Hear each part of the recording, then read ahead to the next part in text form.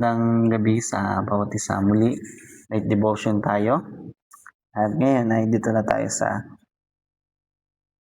verse 11 ng Isaias, verse 11 hanggang 15 yung ating babasahin.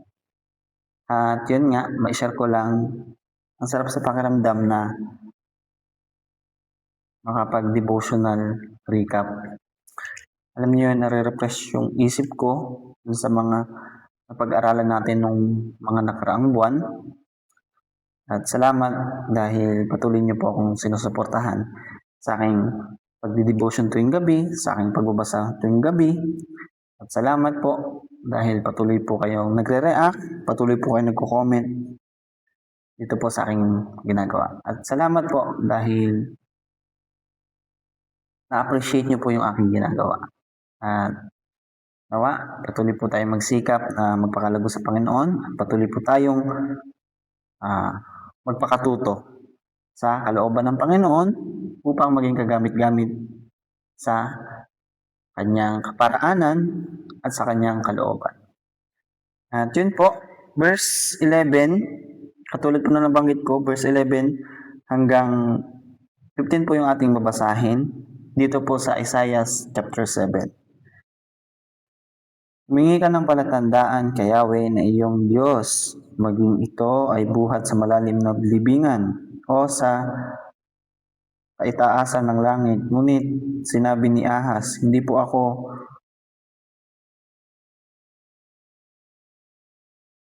hihingi, hindi ko po susubukin si Yahweh. At sinabi ni Isaias, makinig kayo, sambahayan ni David, hindi pa ba sapat na subukin ninyo ang pagtitiis ng mga tao?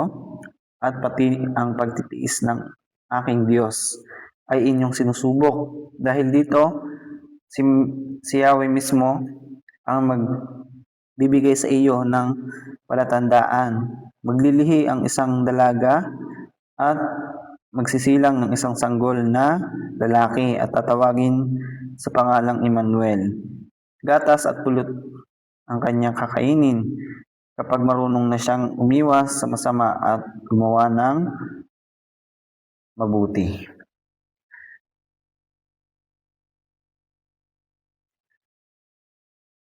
Medyo malalim po siya at yung pong verse 11 hanggang 15 at kailangan ko po muna siyang saliksikin at pag-aralan bago ko po siya i-explain sa inyo. At yun nga po, sa ngayon po ay babasahin ko lang po muna siya. At siguro sa mga susunod na araw or susunod nating night devotion ay mabalikan ko to. Bagamat nag-upload ako ng aking video sa Red App sa ating night devotion tuwing gabi, ay baka muli ko ito mabuksan dito sa TikTok. At yun nga, muli kita-kits po tayo sa ating night devotion bukas po ng gabi. Hanggang dito na lamang po. At kung interesado ka po na malaman po yung pong ibig pong sabihin nito at malaman kung paano ko po pinag-aralan at sinikap na alamin po yung pinakakahulugan po nito, ay pwede nyo po akong bisitahin sa Red App. At kung matagal ka na pong nagti-TikTok, alam mo po yung gusto ko pong sabihin at alam mo po yung aking sinasabi. At yun po, hanggang dito na lamang po. Uli, kita-kits po tayo sa ating night devotion bukas po ng gabi.